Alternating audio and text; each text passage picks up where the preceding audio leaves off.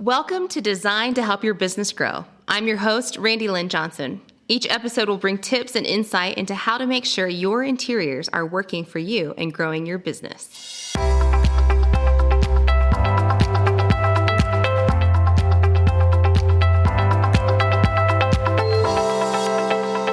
So, Robin, you're all about brand cohesion in a business, and you incorporate that into all of your projects. Mm-hmm. Can you tell me more about what that means and maybe a little bit of what it looks like? Yes.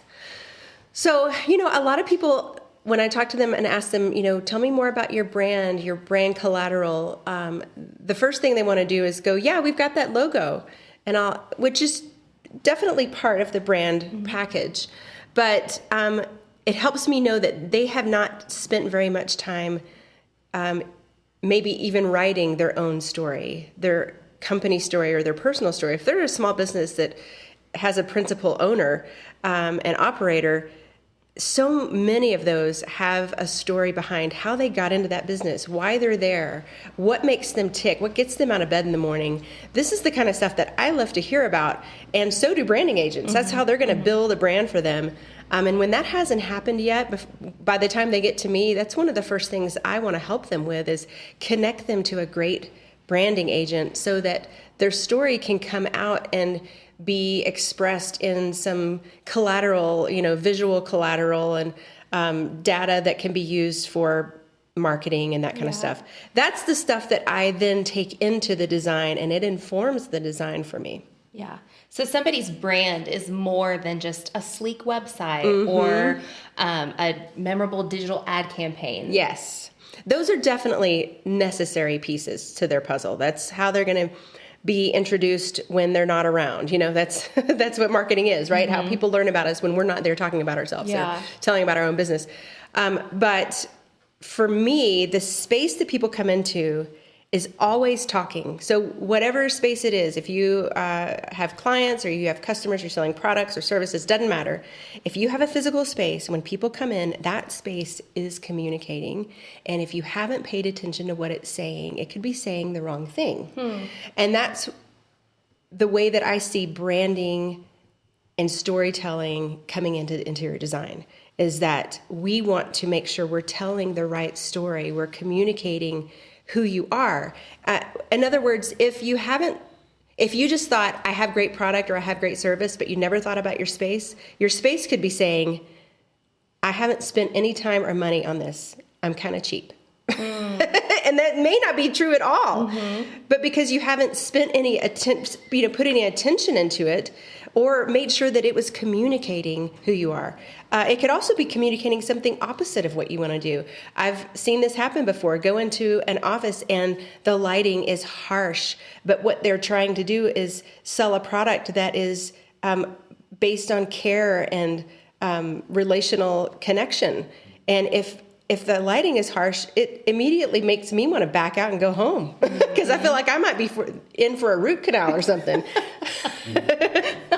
Yeah, that's great. I've heard you mention, just with design, it's more than, carpet and art on the wall. Like you almost make it like an art installation where you step in and you just feel everything, right? Yes. So interior designers that are licensed, we are not actually junior architects, but we are trained in life safety, ADA compliance, space planning. Obviously, that's some of the basics.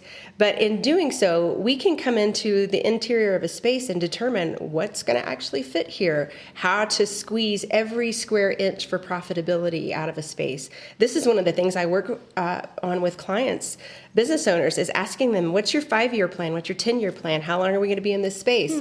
How much do you plan to grow in the next 5 to 10 years? Let's make sure that we put that in the space planning now so that we don't have to disrupt the flow of your income potential in the future by having to do construction again when you grow.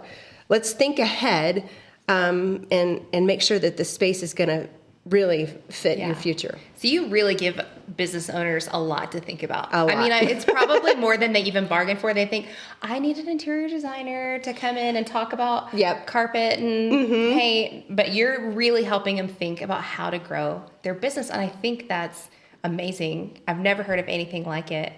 And it really sets you apart. Oh, well, thank you. I appreciate that. We do think a little differently. And like I said, in the beginning, I think it's because of the way I'm wired. I think about business all the time. And one of the things that I have people, business owners say is we do a very in-depth discovery meeting to learn about them. And what we learn then becomes their design. And in that meeting, I ask lots and lots of questions that sometimes, it's about an hour, maybe sometimes an hour and a half, depending.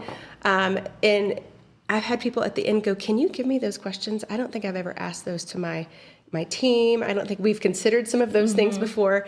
And I think it's because we know from, Pasley Commercial Interiors that to really establish a true narrative design that tells their story, we have to dig deep and understand what makes them tick, what makes them great, what makes them set themselves apart from their competitors.